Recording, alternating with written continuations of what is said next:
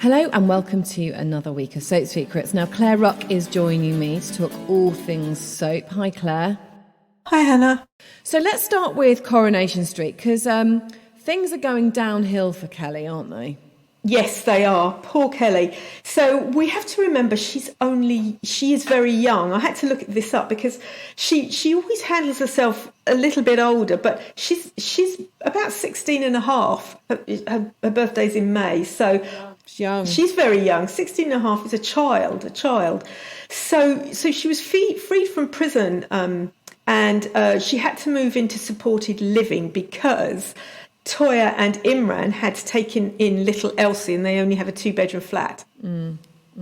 So, yeah, not ideal. It's not ideal. So she didn't want to make them choose. So she said, hey, I'll move into supported living. But that really wasn't going very well. I mean, last week she moved in and someone had spray painted murderer across her wall in her bedroom. So it's, she's very, very stressed and not very happy. And this week, Imran and Addy discover she has left this supported living and they can't find her. It's embargoed why she leaves this supported living. So I can't tell the reason, but it's a very good reason. And so something has gone on and we then see shocking scenes, Hannah, of a frightened and lonely Kelly sleeping in a shop doorway. She's 16 and a half. I mean, she should not be sleeping in a shop doorway. No, absolutely not. I mean, again, though, what are topical subjects? As in, how many teenagers are living on the street, and what that really looks like? Do they do it well? They do it very, very well. Yes, it gets quite unpleasant. So she's alone on the street. Imran calls her on her phone, but she goes to answer it, and the battery's died. So she can't talk to Imran. She's got, she's also quite proud. Yeah, I mean, those are your comforts that we take for granted, aren't they? Always having a full battery or being able to charge whenever we need to. But of course, their only safety net has gone. But she sneaks into a hotel, doesn't she, to try and charge her phone? Yes. But obviously she's in a hoodie and she doesn't look like she belongs there. So the receptionist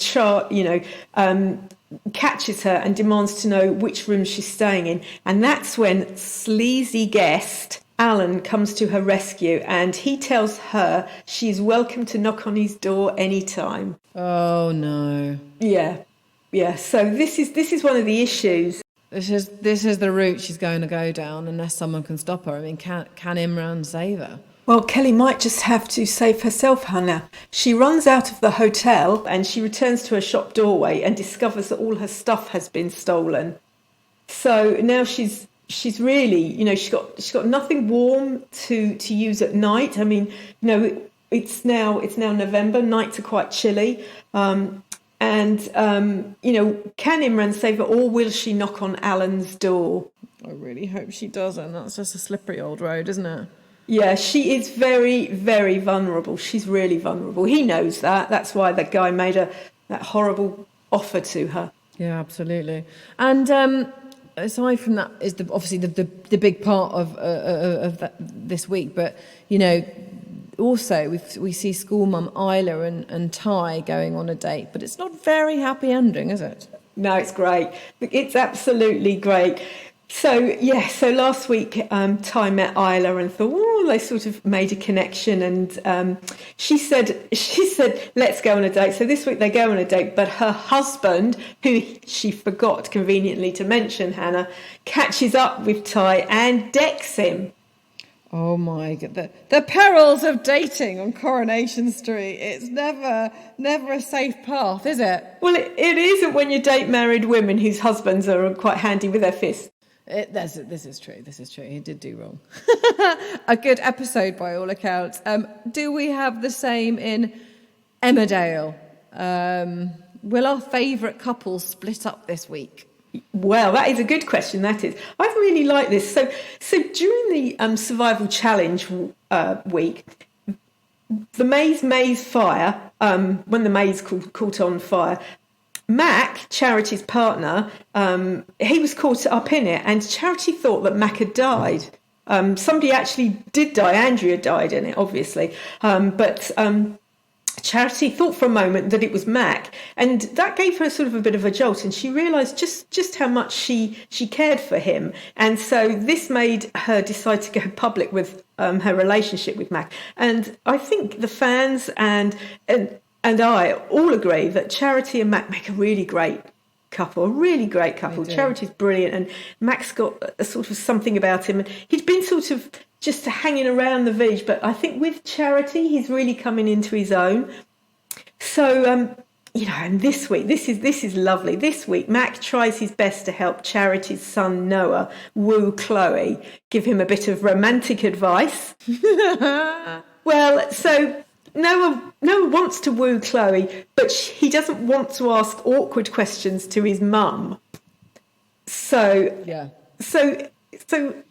Mac comes, and he's not his stepdad in any way, shape or form, but I suppose man to man, they have a frank talk, and he gives him some tips, advice, and some condoms. Oh, no, no. He's trying to seduce Chloe. Well, obviously, I think that's quite responsible of Mac, really. It's very responsible. You're right. You are right. No, you are right. His mum might not have done that. So, no. Now, Chloe's dad, of course, is a nasty gangster. This is the whole crux of the matter.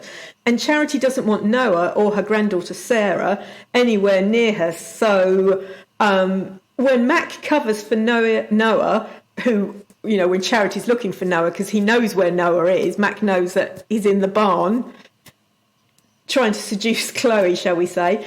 And Charity discovers that he has lied to her. And is their relationship over? I hope not, Hannah. I hope not. I hope not. I think it's a good relationship, and one that I'd like to see stick for a bit longer. Yeah.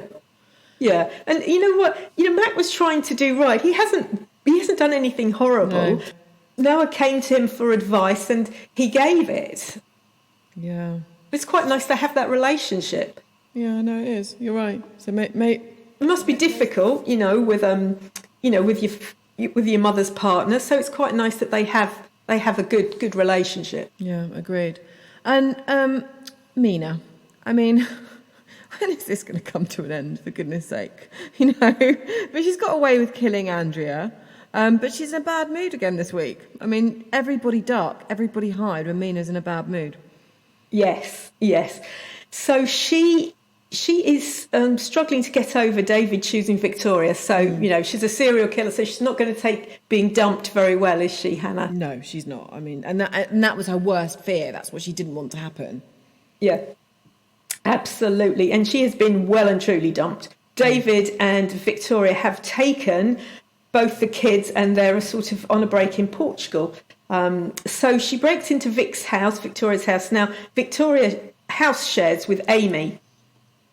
So she breaks into Victoria's house when Amy's out, and she makes a big mess. She wrecks it, basically, in revenge. And when, obviously, Amy's shocked when she goes back in and sees it, and she calls the police. She knows what's gone on because she was, she's Victoria's housemate. So she's sort of had front row seats, hasn't she, to all of this? She has, absolutely. So she calls PC Swirling and said it was Mina. But, of course, we know Mina. She can lie again. And when PC Swirling interviews her, she denies everything. And she gets away with it because she's got the front to do it, hasn't she? She really has, yeah, absolutely. And so when Amy and Mina get into a war of worlds over the incident, Billy breaks it up. Has Mina set her sights on a new beau? God. Now, this is very important. I wanted to mention it because Billy is very important next week in something that happens, and I'm not going to say anything more. Oh, you can't dangle these carrots, Claire. It's not suitable. It's not okay.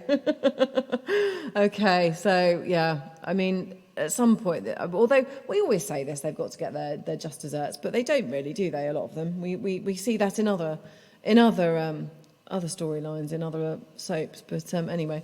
And there's more intrigue at the Woolpack, isn't there? Because, of course, with Al now owning a third of the pub, what is he up to? And when he discovers that Paddy is away on business, he invites Chaz out for a business lunch. Yes. So this is very interesting because we remember round about last Christmas, or just before Christmas last year, that Chaz and Al had a moment, shall we say. I'm just going to call it a moment.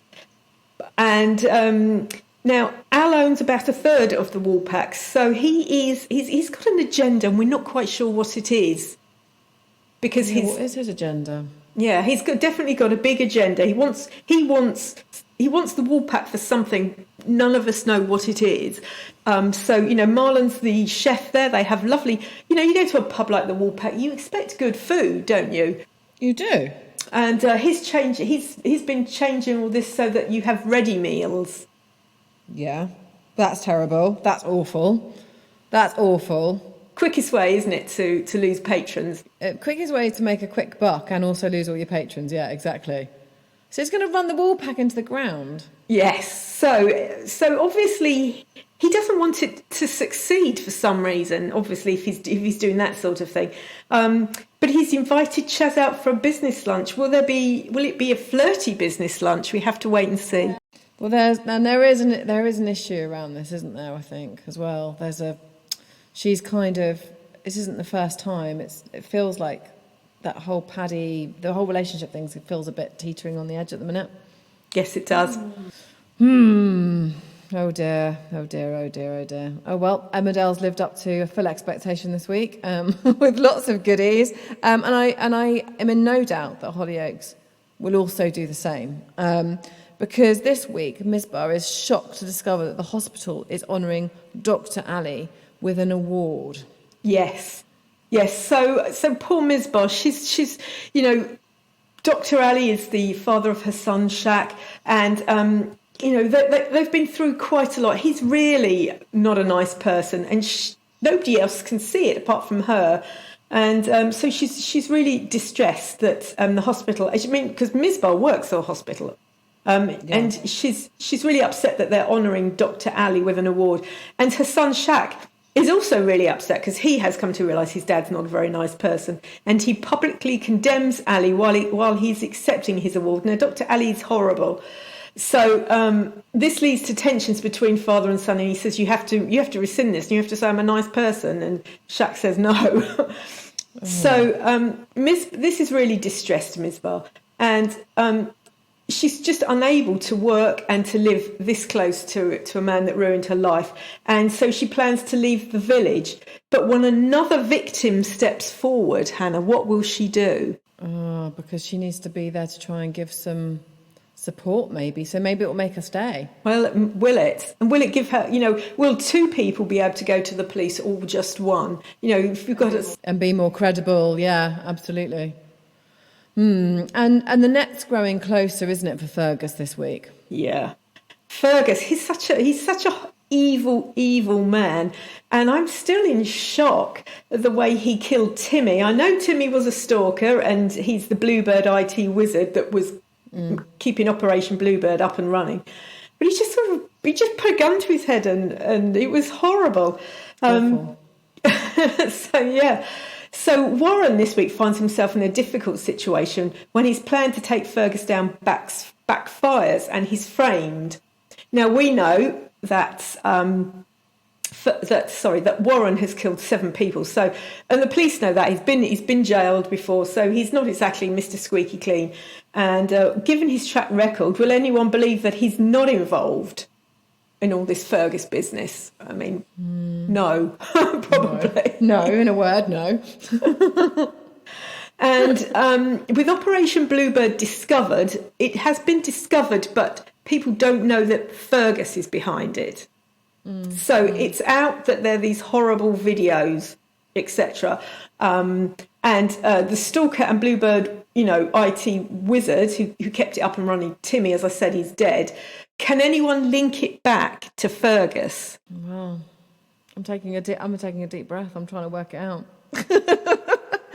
Well, I don't know. Do they? You tell us. I don't, at the moment, I'd say something's got to happen because Timmy's dead, so Timmy can't say, unless he left something, an incriminating note. There's always a twist, though, isn't there, with these things? Always. Interesting stuff. Now, finally, EastEnders. Because last week we saw, well, it was a shock appearance, really, wasn't it, of Sean Slater, who's played by Rob Kaczynski, who came to visit Mum and Sister Stacey. But are the rumours to be believed? Is this a wonderful visit, or is he back for good? Well, who knows, Hannah? I mean, that was a big shock. EastEnders kept that so quiet, I can't tell you. Nobody knew about it until about 5 hours before the episode was going to go out. Wow. They did keep that quiet, didn't they? They did. I would have sort of, flagged it up, that because people love Sean Slater. Loads of people want him back. I mean, he was really good. And, all the soap magazines are always teasing he might be back.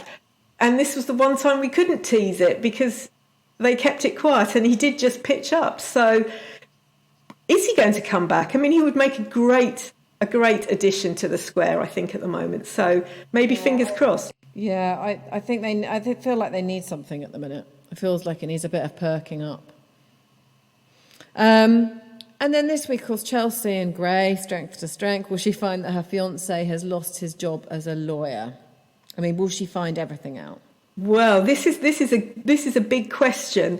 We know Chelsea's a woman that likes the finer things in life, shall we say? And we know, the viewer knows, that Gray has lost his job as a lawyer, and he's been blacklisted, and he's had to take a job in a fast food restaurant. So he's flipping burgers. It's quite the fall from grace, isn't it? I mean, not that there's anything wrong to flip burgers, I hasten to add. However, he was presumably earning a pretty wedge as a lawyer at some point. Yeah, and he's broke. We know he's broke. Yeah, but also Chelsea likes nice things. That's the thing. So, how deep is her love is what I would question. Not very deep, I would suggest. We know he's broke. We know that he's used Tina's bank cards, and he has exhausted Tina's funds, Tina, who he murdered at Christmas. So there's no more money in Tina's account. And that was also a big risk. I still think that's going to come back to bite him.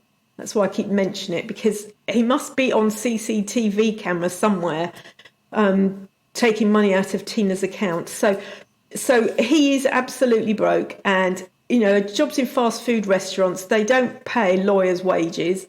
And we know that Chelsea's pregnant, so he's going to need money for the new baby. He also has proposed to her, she accepted, so he's going to need money for the wedding. He has 2 lovely children, so obviously he needs to feed, clothe, keep them at school and in all that kind of stuff. So the household budget is quite high. Is it? Yeah, it is. And flipping burgers is not going to bring that in, is it? No. And when little Mia is off sick this week, and Chelsea and Whit look after her. Now, Whit's been really... She knows, she's seen a side to Gray that she doesn't really like, but she's been helping Chelsea out because she likes Chelsea. And also Whitney's quite good with kids and Chelsea's less good with kids, shall we say. And poor little Mia is off sick, and Whitney's looking after with Chelsea, and she does something really nice. She goes to ring Gray at work and say, Mia's feeling a little better, because she would be concerned about your child if they're off sick from school. So she does that really nice thing. And she rings his old law firm, of course, only to discover that he no longer works there. Oh. So will Whit tell Chelsea that Gray has lost his job? Probably. And then it's all and then will Chelsea be Gray's next victim? Well, who knows? He's got to have another victim come up, or somebody. I would think so, because he's a serial now, isn't he? So he has to, because presumably the urge is there to do it again, because presumably that's how it works. She says as if she knows. Okay, and Harvey's son Aaron is really showing his ugly side this week, isn't he? That's the other storyline running along. Yes. Yeah. This is going to be an interesting thing, and I think this is going to just grow and grow. So basically, we see Aaron at a family dinner quizzing Dana's boyfriend Bobby about his faith. So Bobby is Ian's son and Kathy's grandson, but when he was in jail for killing his sister, he changed his faith and he became a Muslim, and he's very, very, very law-abiding now, and he's really into his faith. But Aaron's been really horrible about his faith over this lunch, and it's quite unpleasant. You don't really treat someone who's a guest in your home in that way. And later, his dad Harvey discovers Aaron's bloody shirt. Just what has Aaron been up to? That sounds a bit grim. Is there any Christmas spirit entering into any of these soaps soon? I feel like we're all working on our Christmas issues at the moment of the magazine world. Presumably, no. No, there isn't any Christmas cheer yet. EastEnders don't tend to do happy Christmases. Not in the square. Not in the square. No Christmas joy. Okay, we'll leave it there then. Well, thank you very much for listening, everyone. Another great week in Soapland, and we will be back next week with even more gossip. Until then, stay safe.